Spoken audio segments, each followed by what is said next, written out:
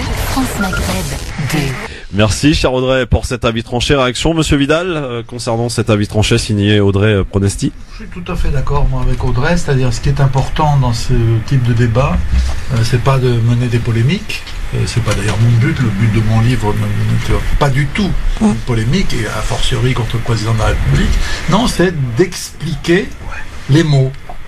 Qu'on ne puisse pas continuer à manipuler les mots et à faire en sorte que les mots se dressent comme un écran devant la réalité. Donc il faut expliquer. Je me mets où vous voulez. Oui, mais allez-y, parlez bien devant le micro, c'est juste pour ça. Voilà. Oui, non, mais je pensais que c'était celui-là. Donc, voilà. Allez-y, je vous en prie. Je crois que c'est très important d'expliquer les mots de telle manière à ce qu'ils deviennent des alliés dans la recherche d'une solution juste de ce conflit, et pas, je le répète, une barrière devant la réalité, un écran de fumée devant la réalité. Je constate d'ailleurs que depuis quelques mois, le président de la République a visiblement réfléchi et qu'il ne répète plus la petite phrase qui lui était reprochée au moment de la commémoration du 75e anniversaire de la rafle du Veldiv le 16 juillet 2017. Il avait dit nous ne céderons rien à l'antisionisme car c'est la forme réinventée de l'antisémitisme. C'était à la fois une erreur historique et une faute politique. Vous y apportez d'ailleurs une réponse dans votre dernier livre, Monsieur Vidal. Absolument, c'est le sens de mon livre que je soutiens avec une série de conférences. J'en ai fait 33 et j'en ai encore une vingtaine à faire avant la fin de l'année, parce que je crois très important, si vous voulez, de dégoupiller les grenades, quoi. Voilà. Il y a chez le président du Conseil représentatif des institutions juives de France, en particulier, Francis Khalifa, et ses amis, une recherche d'arguments plus ou moins convaincants pour essayer de défendre la politique israélienne. Or, c'est une politique qui devient indéfendable.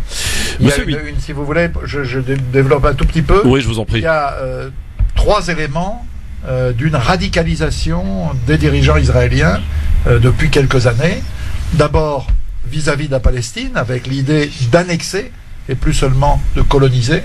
Alors c'est très important, évidemment, parce que ça veut dire qu'il n'y a pas 2 États possibles, il n'y en a plus qu'un. Et un État où tout le monde n'a pas les mêmes droits, donc ça porte un nom. En Afrique du Sud, on appelait ça apartheid. Deuxièmement, il y a une série de lois liberticides qui ont été votées en Israël. Il y en a par exemple une qui permet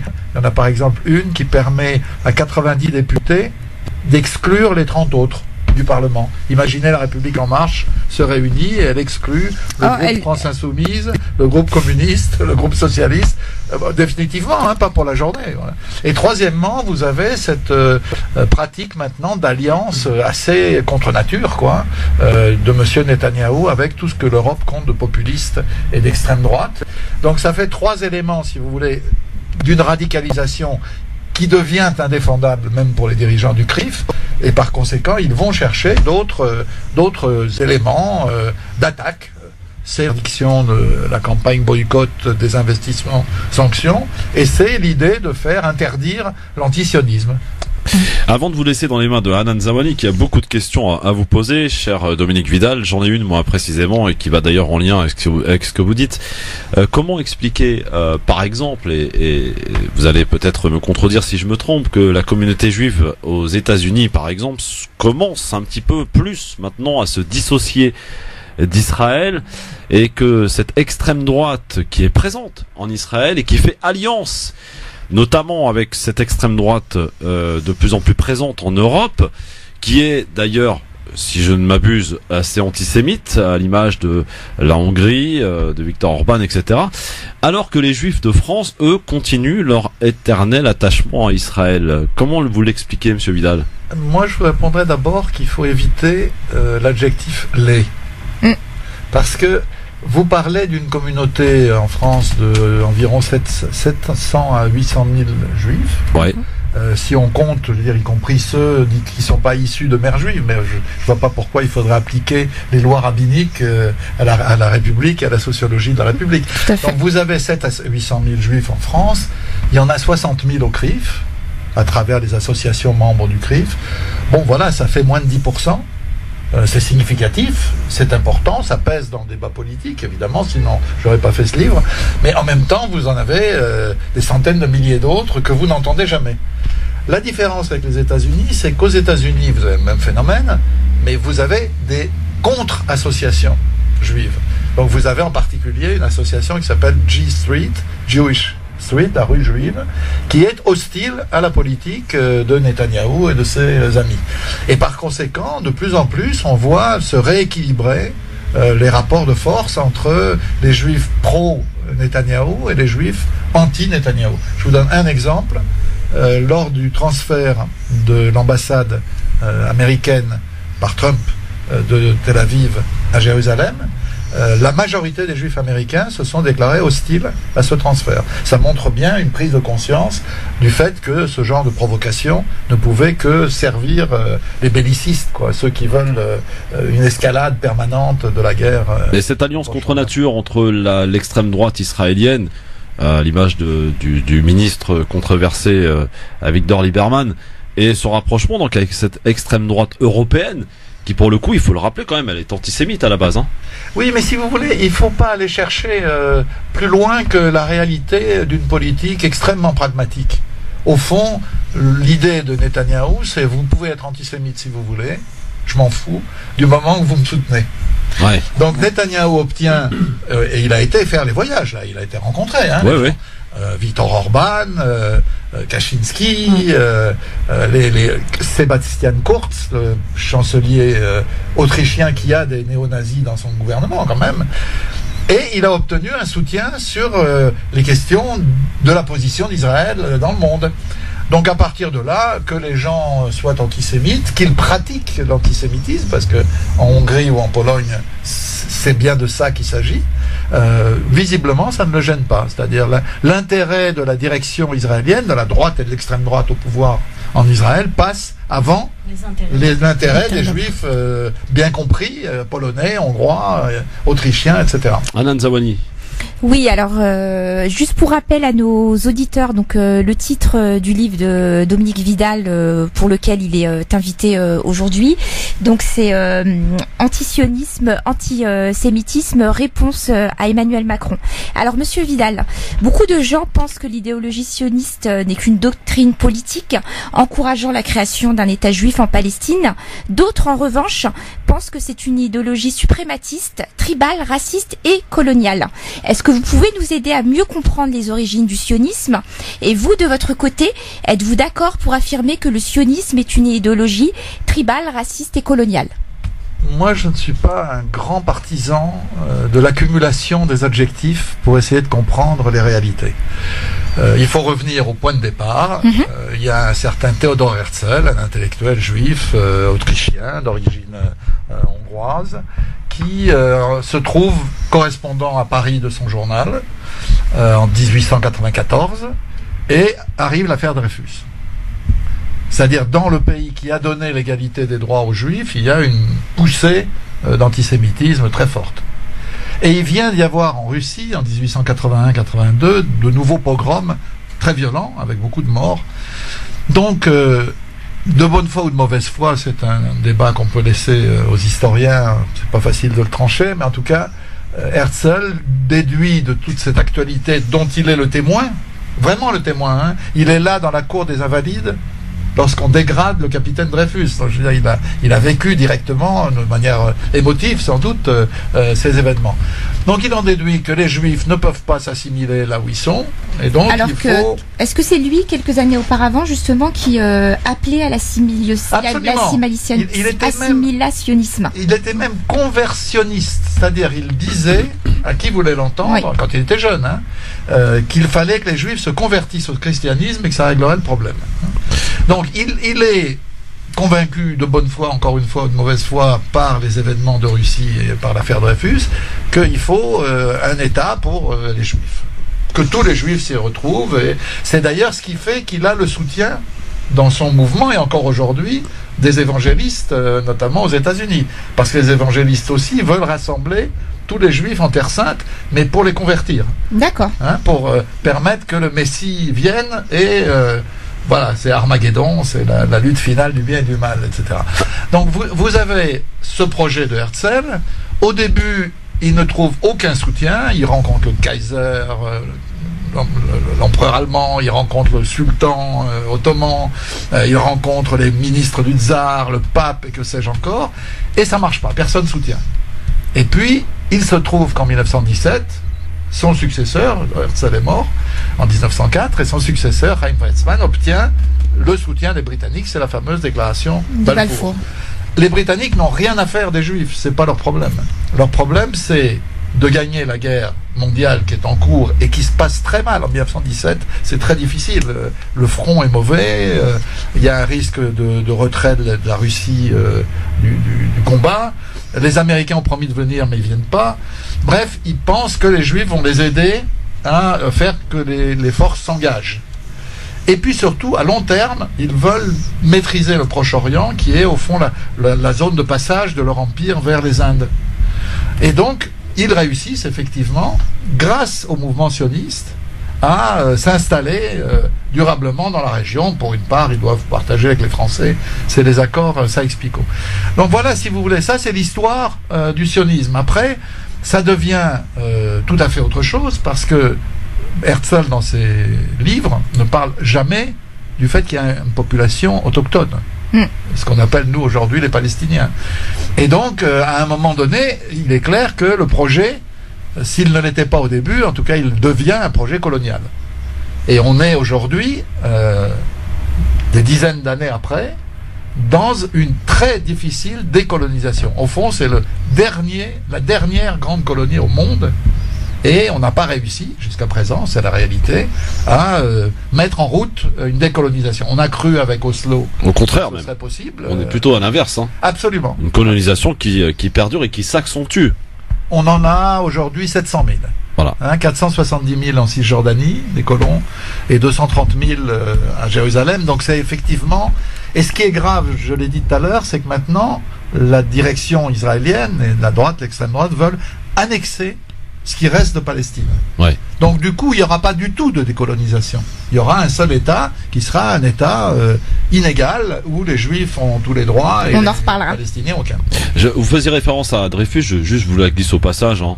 C'est un 15 octobre en 1894 que le capitaine Alfred Dreyfus est arrêté et est accusé notamment de trahison au profit de l'Allemagne. Absolument. Voilà.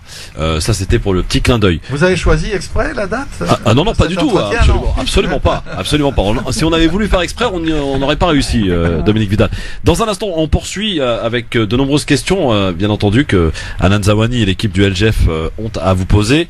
Je rappelle que vous êtes là donc pour ce dernier livre. Vous en avez écrit beaucoup. Combien en tout de livres? Je ne sais pas. Ouais, c'est impressionnant. Hein. En tout cas, au moins une dizaine sur le conflit israélo-palestinien, mais il y en a d'autres. Ouais. Voilà. Ce livre s'appelle donc, je le rappelle, Antisionisme égale antisémitisme. Réponse à Emmanuel Macron.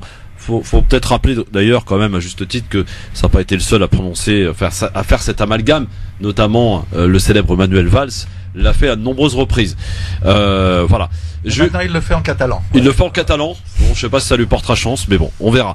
En tous les cas, et quoi qu'il en soit, vous restez avec nous dans un instant. Dominique Vidal donc est notre invité. Juste une petite question rapide avant la pub.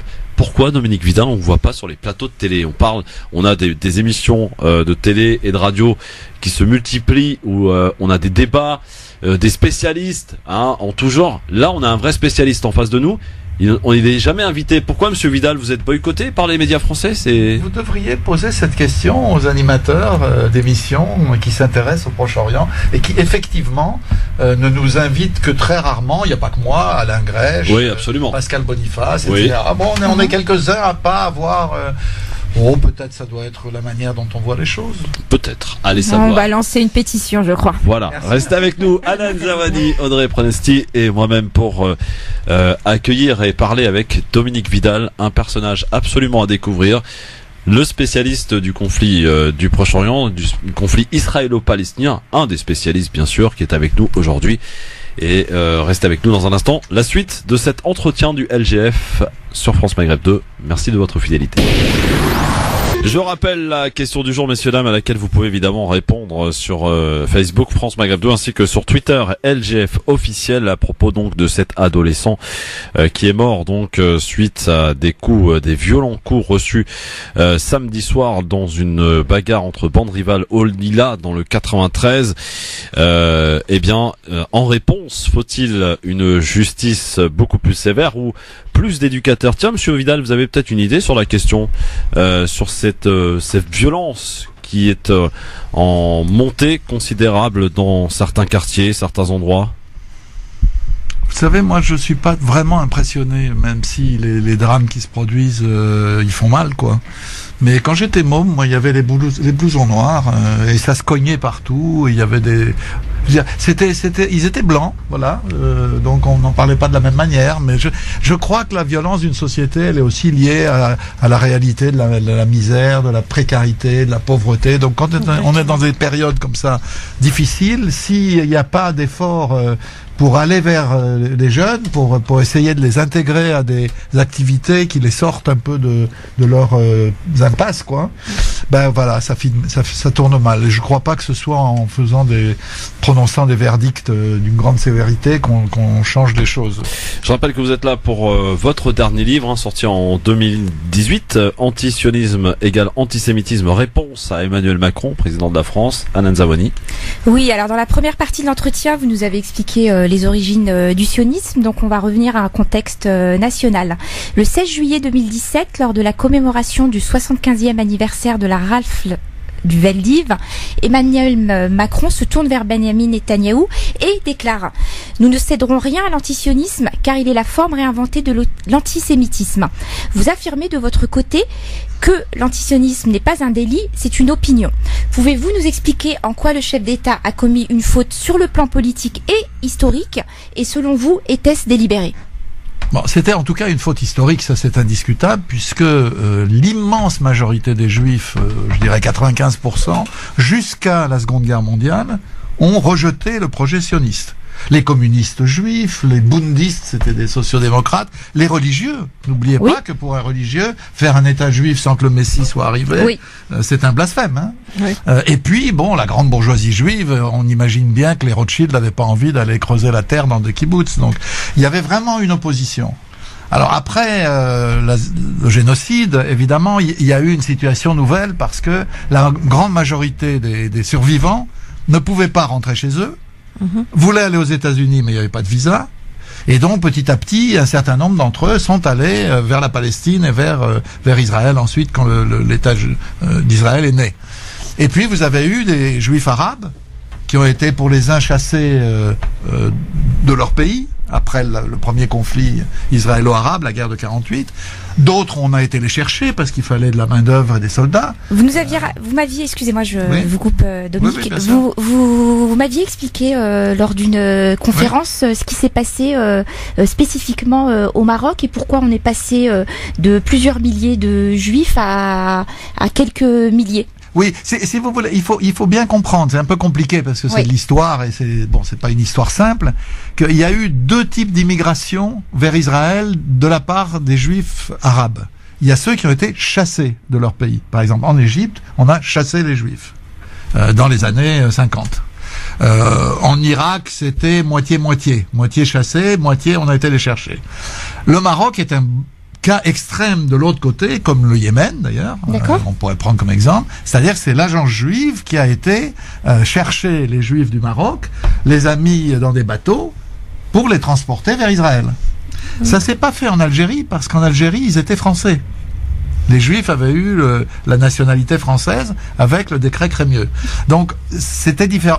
En fait, chaque pays, c'était différent. Mais quand on les prend tous ensemble, tous ces Juifs arabes, où voulez-vous qu'ils aillent à ce moment-là, dans les années 50, 60 ? Ils sont Juifs et Arabes. Ça fait beaucoup pour venir en Europe, vous voyez, ou aux États-Unis. Et puis après, vous avez les Juifs soviétiques, qui arrivent après les accords entre Gorbatchev et les dirigeants israéliens. Et eux aussi, ils pensent qu'ils vont aller continuer leur voyage vers les États-Unis, mais les dirigeants israéliens se sont mis d'accord avec le président Reagan, à l'époque, pour qu'il n'y ait pas de visa.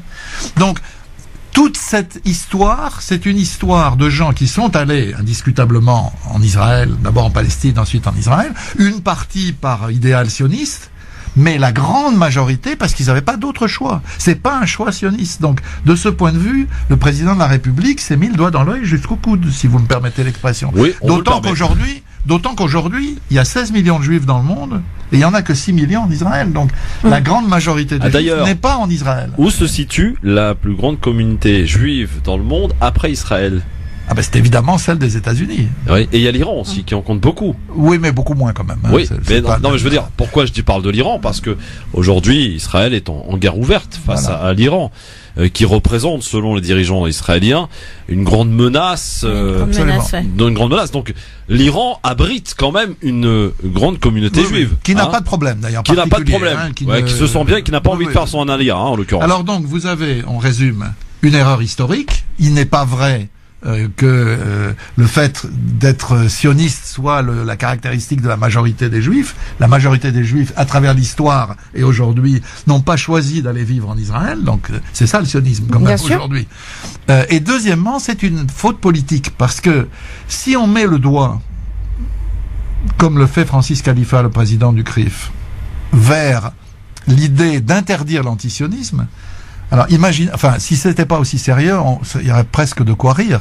Imaginez que les communistes demandent l'interdiction de l'anticommunisme. Oui. Les gaullistes demandent l'interdiction de l'antigaullisme. Les libéraux demandent l'interdiction de l'altermondialisme. Mais on va où, là? On va vers le délit d'opinion, la censure. Parce que les jeunes ne savent pas, évidemment, mais moi je me souviens pendant la guerre d'Algérie, j'étais gamin, mais ma mère lisait les journaux, il y avait des pages entières qui étaient blanches. Oui. Parce que la censure venait dans les journaux la veille au soir, vérifier ce qu'il y avait et enlever. C'est ça que veut le CRIF en France? Rétablir la censure? Non. On est à côté de nos pompes, et je crois que le président de la République a eu tort de mettre le doigt dans cet engrenage, qui n'est pas un engrenage démocratique. Et d'ailleurs, si jamais la question se posait concrètement, je pense que le Conseil constitutionnel refuserait tout simplement une loi de ce type. Parce que c'est contraire à la déclaration des droits de l'homme et du citoyen, c'est contraire à la Constitution de la Ve République, c'est contraire à la Déclaration européenne des droits de l'homme. Bref, on est dans quelque chose qui n'a rien à voir avec la démocratie française. Alors, juste pour finir, parce que du coup, j'ai pas eu la réponse à ma deuxième question, qui était de savoir est-ce que c'est une faute politique et historique, politique, oui, historique, peut-être qu'il ne connaît pas justement l'histoire du sionisme. Est-ce que c'était délibéré selon vous, ou est-ce qu'encore une fois, comme à son habitude, quand il est laissé en roue libre, on a quelques sorties quelque peu théâtrales, je dirais? Comme vous dites, moi, la sensation que j'ai quelques éléments, disons, que je veux pas raconter au micro, mais qui me permettent de penser que, comme vous dites, il était en roue libre. D'accord. Et d'ailleurs, la preuve, c'est que depuis, lui, comme son Premier ministre, Édouard Philippe, ont oublié cette petite phrase. D'accord. C'est très précis. Il y a eu un dîner du CRIF, à l'occasion duquel il aurait dû répéter cette phrase. Il ne l'a pas fait. Il s'est pas excusé. Non, ne demandez pas au président de la République de s'excuser. Mais sur un sujet aussi même Hollande, qui était un président normal, ne s'excusait jamais. Il le regrette d'ailleurs. Ça, c'est son problème. Mais normalité. En tout cas, visiblement, il ne répète plus cette phrase. Et je vais vous dire pour deux raisons. Je pense qu'il s'est laissé entraîner par la présence de Netanyahou, qu'il avait invité. C'était la première fois qu'il y avait un Premier ministre israélien à la cérémonie du Veldiv. Ils avaient l'air assez proches, qu'il a quand même interpellé en l'appelant cher Bibi, c'est d'un chef d'État. Imaginez que l'autre ait dit cher Manu. Oui. Oui. Mais non, je crois qu'il y a une autre raison que personne n'a remarqué. Je suis le seul à avoir parlé de ça, je le dis franchement. Il y a eu 2 sondages très importants au printemps. Un sondage qui a été, c'est drôle, payé par l'Union des étudiants juifs de France, sondage de l'IFOP, qui montre que l'image d'Israël s'est considérablement dégradée aux yeux des Français. 57% des Français disent avoir une mauvaise image d'Israël, 69% une mauvaise image du sionisme, je sais pas ce qu'ils mettent derrière, mais ils le disent. Et 71% disent c'est à cause d'Israël que l'impasse avec les Palestiniens continue. D'accord, du fait effectivement de la médiatisation à travers les réseaux sociaux, etc. Donc et il y a une deuxième enquête qui d'une certaine manière explique la première aussi, et qui prouve qu'il n'y a pas d'antisémitisme là-dedans. C'est une enquête d'Ipsos présenté par Brice Teinturier, que vos auditeurs connaissent parce qu'il est là à toutes les soirées électorales. Et lui-même dit qu'il était très surpris de constater que l'électorat le plus critique de la politique israélienne, c'était l'électorat France Insoumise, Parti communiste. Mais c'est aussi l'électorat qui est le plus proche des Juifs, qui a le plus d'empathie pour les Juifs quand les Juifs sont victimes d'antisémitisme.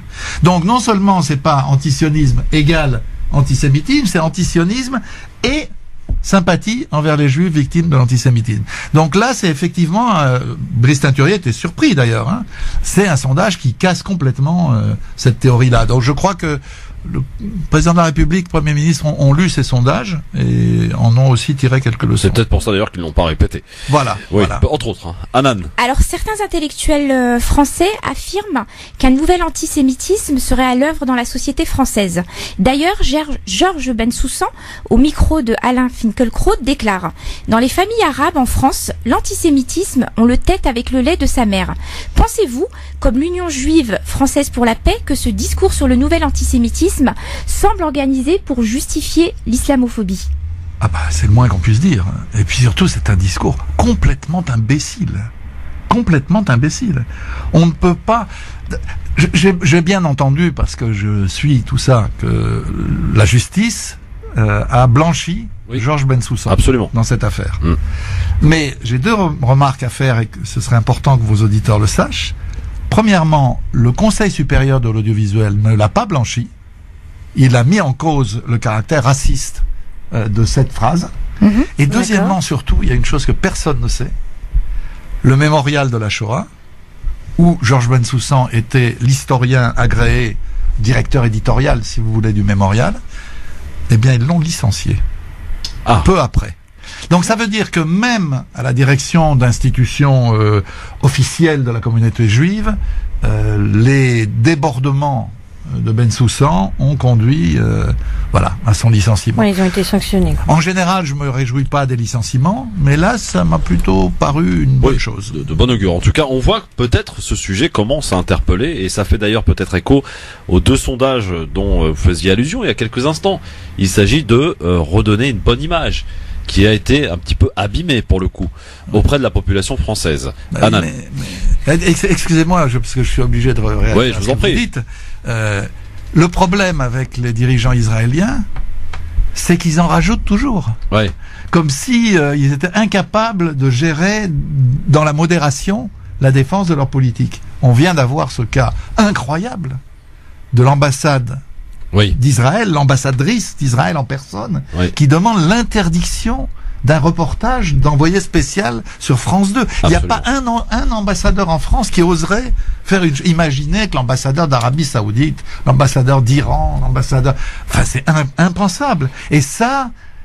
comment je dirais, ils peuvent pas s'en empêcher, quoi. Il y a une espèce d'arrogance comme ça dans la droite et l'extrême droite israélienne qui amène à s'isoler. Ils s'isolent quand ils font ça, de toute évidence. Mais en réalité, on voit que certaines positions du CRIF et puis d'autres personnalités, notamment le député Meir Habib, en réalité pointent du doigt ces incohérences-là, et c'est parce que ils sont plus logiques en fait dans leur mode d'action que les Français relèvent que oui, le sionisme n'est pas forcément une bonne, n'est pas une politique qu'on peut appuyer en réalité. Quand 69% des Français disent qu'ils ont une mauvaise image du sionisme, c'est clair que c'est un échec majeur. Ils sont plus ou moins en train de se tirer la balle sur le pied, malgré le fait qu'effectivement, en termes de communication, ça effectivement, ils sont très puissants, et malgré le fait que tous les politiques français, de droite comme de gauche, soit présent au dîner du CRIF. Je vous redis ce que j'ai dit tout à l'heure. Je sais que c'est une idée forte qu'on entend beaucoup, le CRIF est très puissant, etc.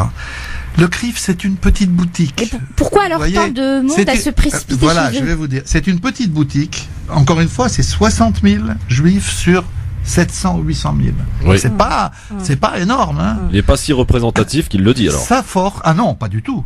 Sa force, c'est que un certain nombre d'hommes politiques et un certain nombre de journalistes le croient fort.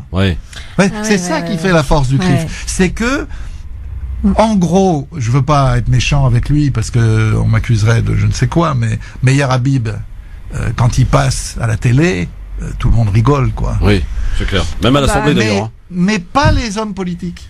Mais pas un certain nombre de journalistes. Moi, j'ai assisté un jour à une conférence que donnait Leila Chaïd, l'ancienne ambassadrice de Palestine, à la commission des affaires étrangères de l'Assemblée nationale. Et j'avais pas choisi de l'être, mais c'est comme ça, on m'avait installé, à côté de Meyer Habib. C'est un garçon qui ne sait pas se tenir, quoi. Il n'arrêtait pas de faire des remarques à haute voix, désagréables, pas seulement sur les Hachaïdes, sur ses voisins, chaque fois que quelqu'un ouvrait la bouche.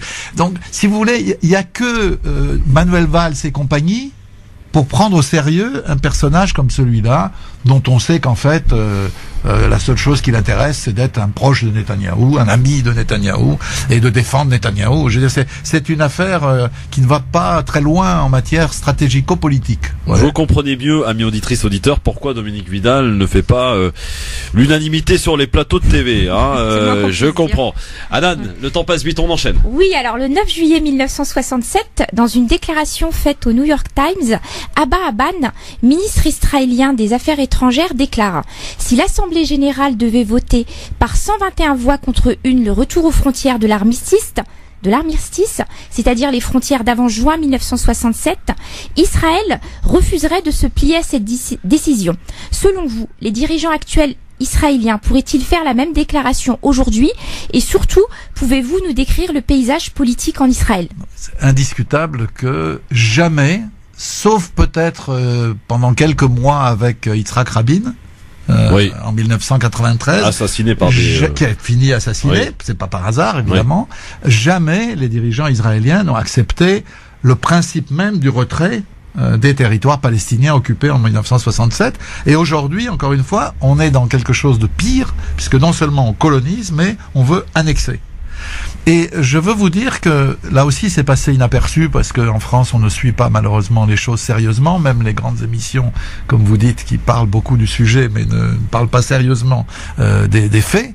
Il y a eu une loi fondamentale, c'est-à-dire une loi de caractère constitutionnel qui a été votée le 19 juillet dernier, qui définit Israël non plus comme un État juif et démocratique, bon, ce qui pouvait se discuter dans les termes, c'était un peu un oxymore comme on dit, mais bon, il y avait au moins le mot démocratique. C'est État-nation du peuple juif. Oui. Et la loi précise, et le texte exact que je cite, seul le peuple juif a droit à l'autodétermination en Israël. Donc là, on est dans la discrimination. Là, on est ouvertement dans l'apartheid, c'est-à-dire les juifs vont avoir le droit de vote et les autres droits. Et les 20% d'Israéliens arabes... Non, on parle pas d'eux. On parle de ceux qui vont être annexés. Oui. Pour l'instant, les Palestiniens arabes, ils ont le droit de vote. On pourra leur retirer éventuellement. Mais là, on parle de ceux qui vont être annexés. C'est-à-dire quand même 2 300 000 Palestiniens de Cisjordanie.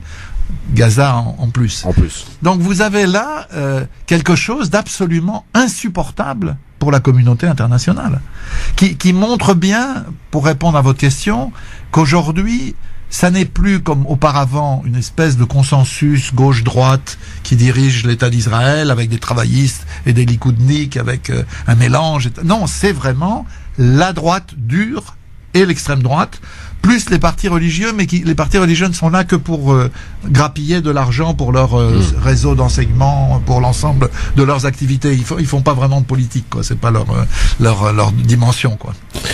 J'ai quand même un petit peu de mal à saisir en fait comment quel est le paysage politique en Israël? Par exemple, en France, ici, on a la droite, on a la gauche. En Israël, comment ça se passe? Parce que peut-être qu'on a des partis politiques puissants qui sont antisionistes ou en tout cas qui ne sont pas pour une politique entre guillemets d'extermination du Palestinien. Et je mets bien les guillemets. Donc c'est comprendre en fait quel est le paysage politique en Israël et quelle lutte de pouvoir on a par rapport à cette situation. D'abord, je suis très heureux de constater qu'il y a encore une journaliste en France qui pense que en France le paysage politique c'est la gauche et la droite. Oui. Moi, j'ai l'impression que c'est devenu un peu plus compliqué, hein, si vous êtes d'accord. Oui. Depuis l'arrivée de Macron, peut-être. Donc là-bas, qu'est-ce qui s'est passé? C'est un peu comme la France pendant la guerre d'Algérie, toute proportion gardée. C'est-à-dire, d'un côté, vous avez une droite et une extrême droite qui savent parfaitement ce qu'elles veulent, coloniser, annexer, etc. En termes de poids, qu'est-ce qu'elle représente? Qui représente l'immense majorité de l'électorat israélien. D'accord. Ah oui. C'est-à-dire 60% au bas mot de l'électorat israélien. Et en face, vous avez un parti travailliste, socialiste, si vous voulez, qui s'est effondré sur pied. Un peu comme le nôtre, oui, le absolument. Parti socialiste. Oui. Pourquoi ? Parce qu'il a renoncé à avoir une politique alternative à celle de la droite, à la fois au plan économique et social, et surtout au plan de la politique dite palestinienne.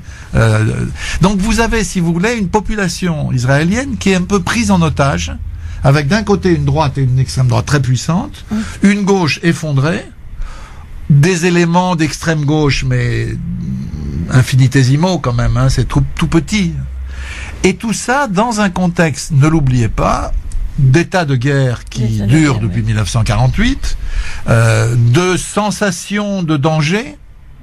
C'est une sensation.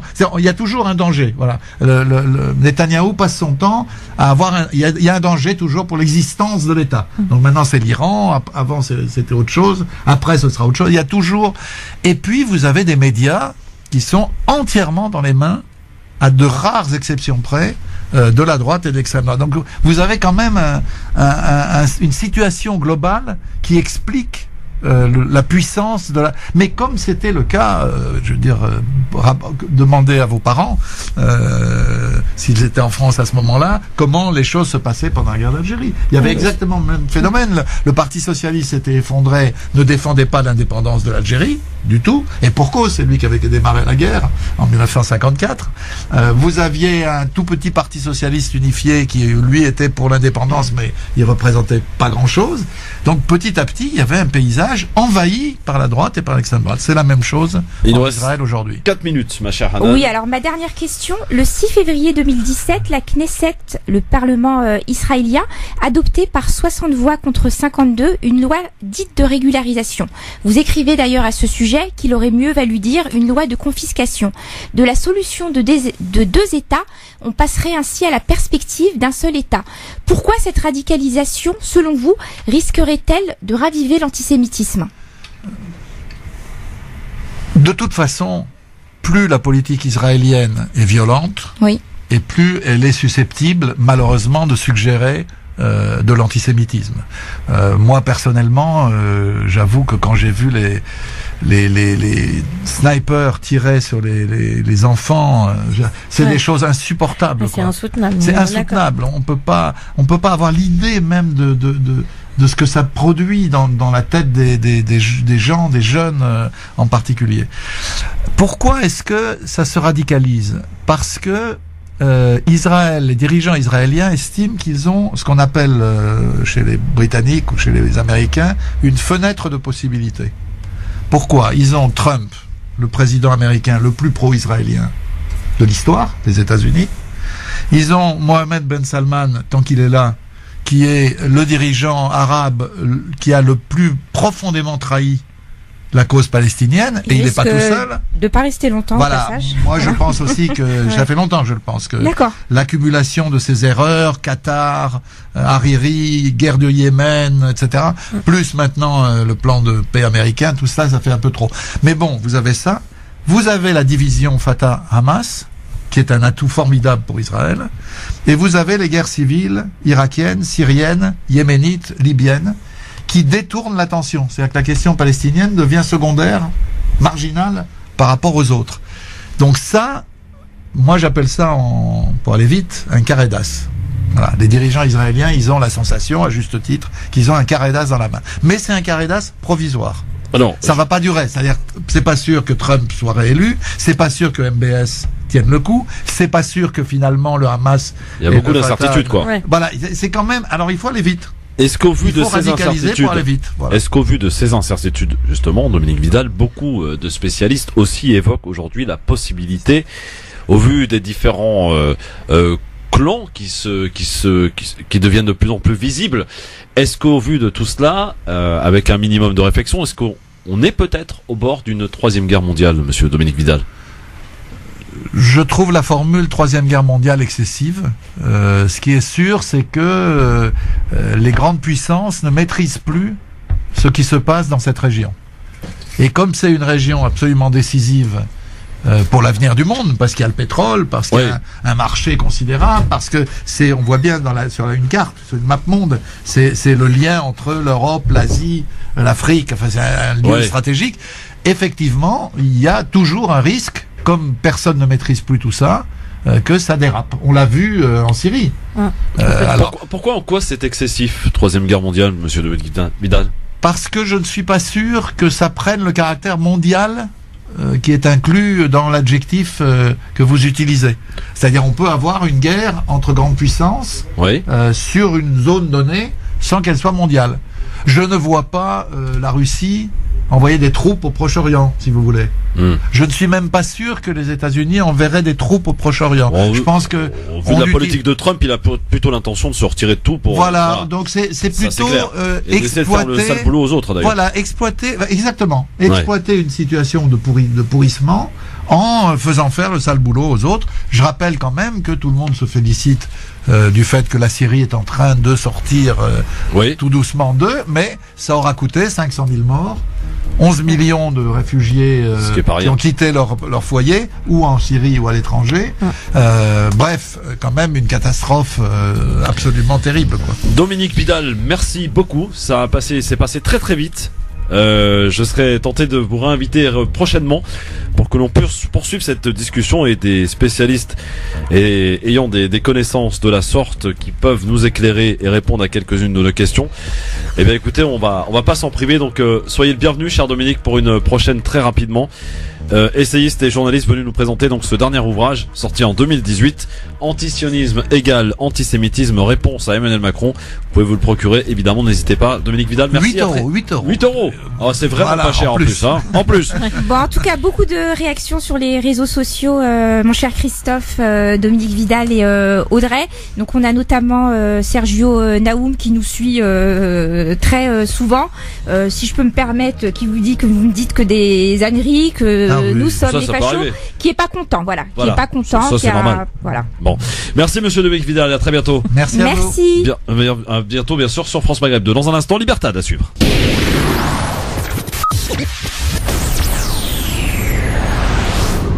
France Maghreb 2, France Maghreb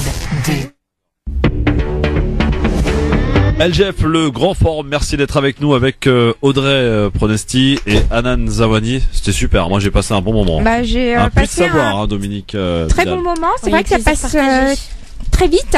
Donc j'invite nos auditeurs à aller acheter ce petit livre.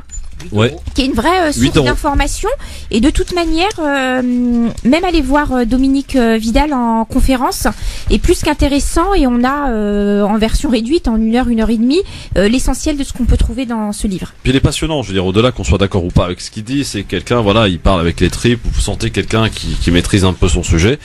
Voilà. Alors juste, tiens, une petite réaction du côté du standard, 01 40 33 9000, un habitué du genre, mon cher Kamel, bonsoir. Oui, bonsoir Christophe, bonsoir à tes invités, bonsoir aux auditeurs et auditrices. Oui, une petite réaction, et bien évidemment, pour aller dans votre sens, c'est-à-dire remercier ce type d'émission, remercier monsieur Dominique Vidal, remercier tous ces gens qui participent justement à mieux exposer ce conflit et de faire en sorte que les choses puissent avancer, ou en tous les cas, faire le nécessaire travail qui puisse être à l'encontre de ce qu'on essaie de nous faire avaler depuis très longtemps. J'aimerais par contre dire une chose très très importante. On a parlé du sionisme et de ces mots qui sont comme les fusils chargés pour certains.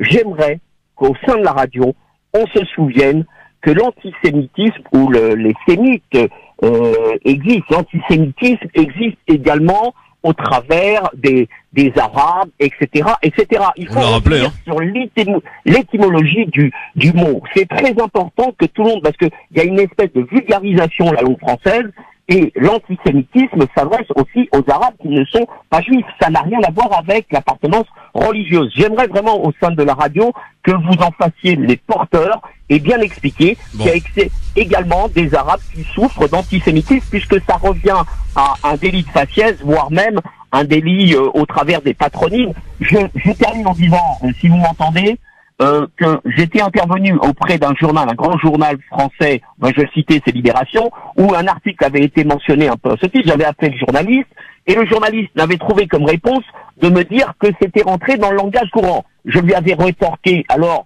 la langue qu'on parle dans les banlieues, les cités, etc., c'est aussi rentrer dans le langage courant. Il faut impérativement aussi dire aux associations de mener aussi un combat lorsque les gens subissent le racisme ou l'exclusion, qu'ils subissent aussi un acte d'antisémitisme. Merci Kamel. Voilà. Merci Kamel, à très vite. Voilà, pour conclure en tout cas cette émission, on n'aura pas eu le temps de faire un Libertad, mais on le fera bien entendu volontiers demain. Alors Audrey, comment s'est passée cette première? Ah franchement, c'était trop bien. Ouais. Bon, super, on est content. On dit souvent que la première fois on s'en souvient. Ah ouais, non, c'est clair, je l'ai pas oublié. Bon, très bien. C'était un peu le principe en même temps. Non, super. Merci cher Hanan. Merci à toi Christophe, merci à Audrey. J'ai particulièrement apprécié son avis tranché. Absolument. Je à tiens à le redécouvrir préciser. sur la page Christophe voilà. Le Confort. Et merci à Enver. Ouais, Enver qui a été là de tous les combats, Enver. Merci. Il t'a rassuré, hein, il t'a mis bien. Ouais. Non mais l'équipe elle est super hein, franchement, c'est pas pour faire genre hein, mais vas-y, c'est important de nous brosser dès le début. Ça c'est très bien, c'est bien parti en tout cas.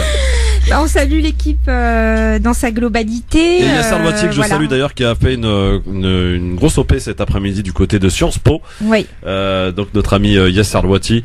Et puis il y avait aussi la marche justice pour Adama. Oui, on va en reparler dans la semaine. Qui avait lieu samedi dernier absolument. C'était à Paris. Donc au départ de la gare du Nord, il y avait quand même pas mal de monde, peut-être pas assez à notre goût, mais il y avait du monde, c'est déjà ça.